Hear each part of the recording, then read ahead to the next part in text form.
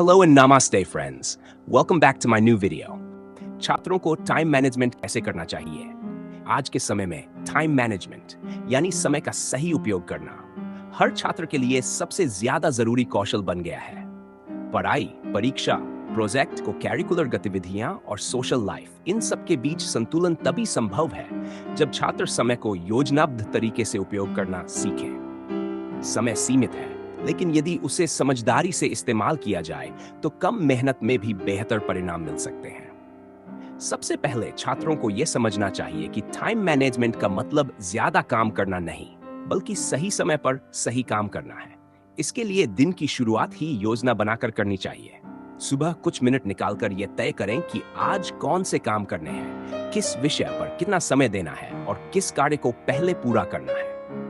इससे मन भटकता नहीं और ध्यान काम पर केंद्रित रहता है। टाइम मैनेजमेंट का एक महत्वपूर्ण हिस्सा है लक्ष्य निर्धारण।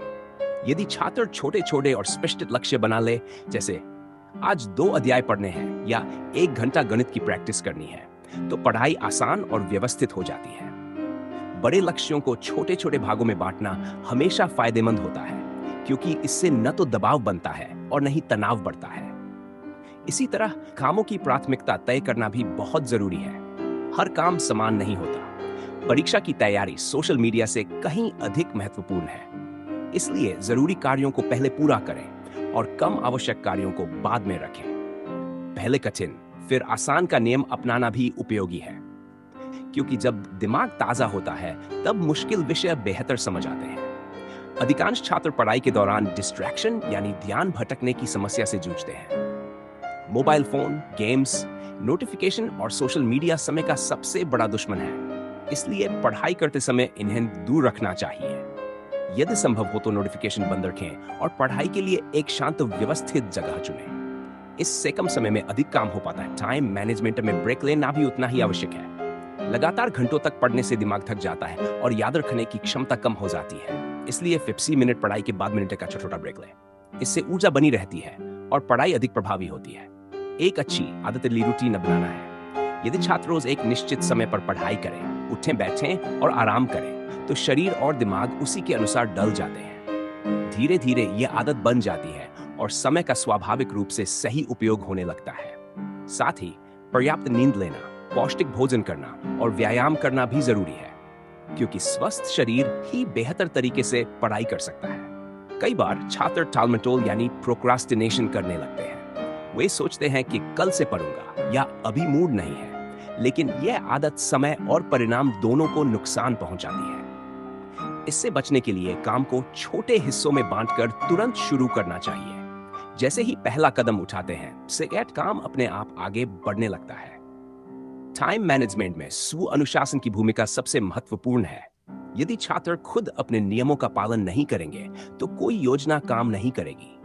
घड़ी देखकर पढ़ाई शुरू करना, समय पर सोना जागना और बिना जरूरत समय बर्बाद न करना, ये सब आदतें आत्म अनुशासन से ही आती हैं। अपने समय का सही उपयोग करने के लिए छात्रों को यह भी सीखना चाहिए कि हर दिन के अंत में कुछ मिनट निकालकर यह समीक्षा करें कि आज समय कहां खर्च हुआ।